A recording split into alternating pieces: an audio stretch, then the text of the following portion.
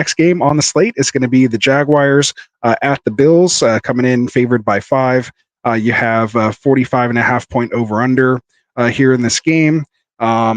Struggling Jags and this new look Bills offense. We're starting the regulars, in this game here. Josh Allen, of course, he's in there coming off a 11-point fantasy game. Wasn't great, but you're getting him in your lineups. James Cook coming off the monster game. He's going to be there. I still have ETN as a must start, just with his usage and passing, upside there. Okay. But a lot of guys I have here kind of, that I want to talk about. So, we've been kind of talking about, these quarterbacks. Trevor Lawrence hasn't looked great so far.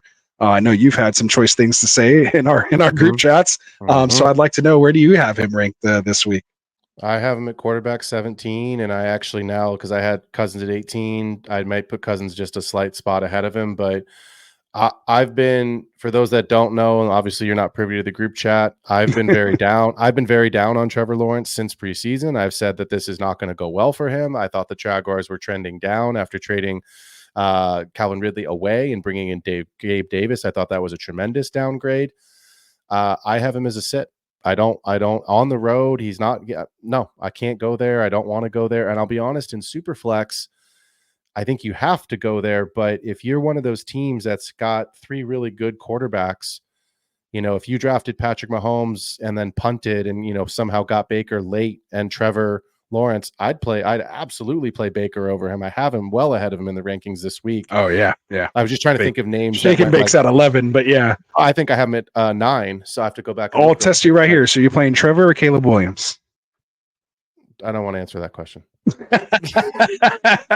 it right on the spot. I am the choice of 2 evils. I'm playing Trevor. At least one of them's throwing a touchdown pass. Okay, there we go. What about Trevor or Matt Stafford? Trevor, because at least he has an offensive line.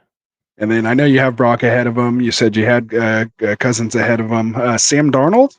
Yes, I'd play Darnold over Lawrence. Okay, I have him added as well too. Yep. And then Herbert I have behind him. Herbert's interesting. If he plays, I would play Herbert over. I would play him, but Herbert's I think he's going to be a game time decision. Okay. That's how I read into that situation right now with the news that's come out about Herbert this week. It screams game time decision. Right. And with Trevor playing on Monday, if Herbert is active, you're playing Herbert over Lawrence before that Monday night game? Yes. Even hobbled? Yes. All right. Hey, there it is. Good stuff.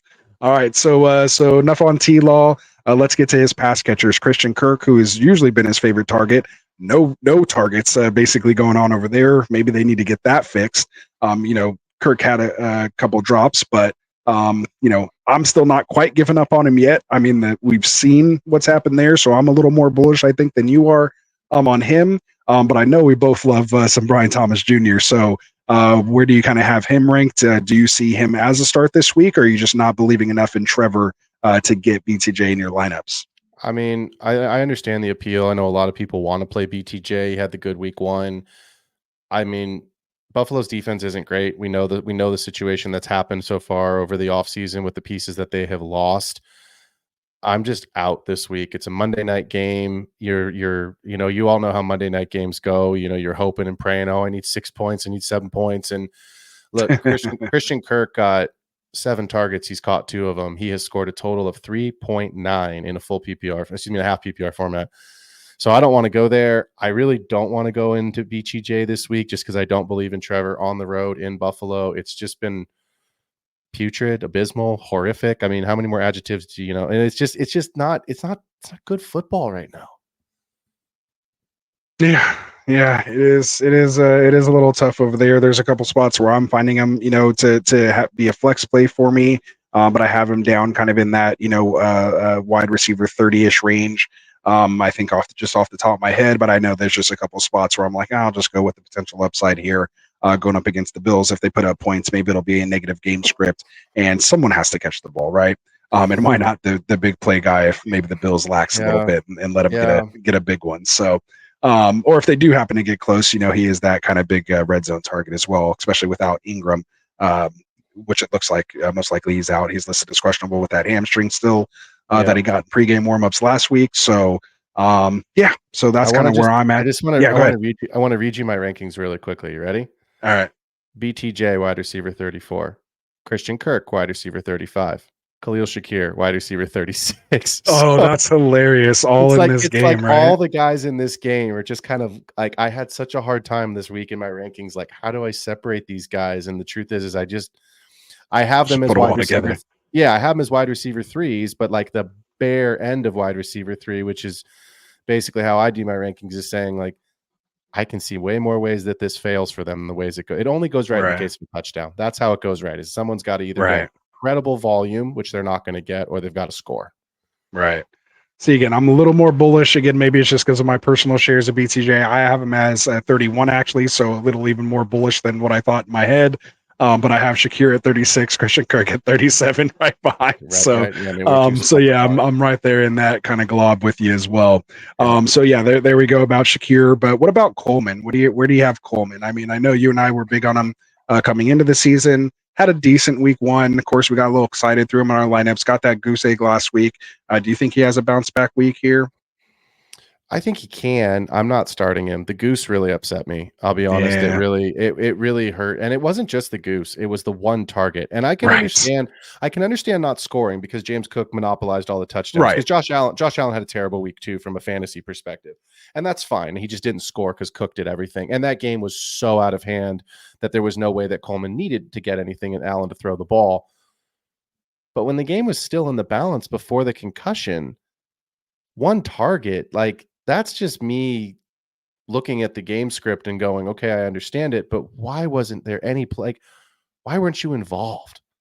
So I don't want to go there this week as much as I like Coleman and I love him in Dynasty, and I still think it's going to be a good season for him as Josh Allen's potential top guy. I put it this way. I think it's a get right spot for him against the Jags, and we can have this conversation next week, but I just don't trust it. One target and no points is hard to overcome.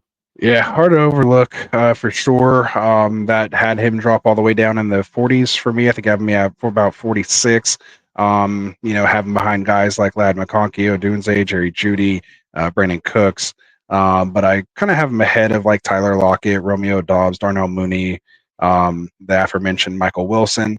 Just because if he does get it right, man, like he has that big playability, and that upside is potentially there. So again, you definitely want to see a volume. Again, we're dealing with such small sample sizes right now. Like we need still 2 or 3 more games to kind of really start to get a feel for these things. But I have him at 46 as well, right behind Jacoby Myers and ahead of Yoshi Voss. There you go. So what about Kincaid, man? What are we doing with Kincaid in this one? I'm starting him. I think this is a good week for him. Again, I don't think that James Cook gets 3 rushing touchdowns. We know Josh Allen is the goal line back. We expect him to probably bounce back and have a better, more traditional Josh Allen-like week. But I think this is a get right spot for Kincaid. I'm not really in love with the pass catchers in this game on either side of the ball. Evan Ingram's obviously not playing, or at least we don't believe he's going to play on the Jaguars side. So I think this is a good week for Kincaid, and I think this is a week where I think he can score. I think this is a touchdown week for Kincaid. For sure. And he's definitely trending a little more forward, obviously, getting those 4 catches on 4 targets, only 33 yards. But I think there's still better days ahead for Kincaid. So again, must starts ETN, Allen, and Cook. I'm sitting Gabe Davis, Strange, and Curtis Samuel in this one. So any disagreements there, or are you ready to move on? Let's finish it up. Let's do it, man.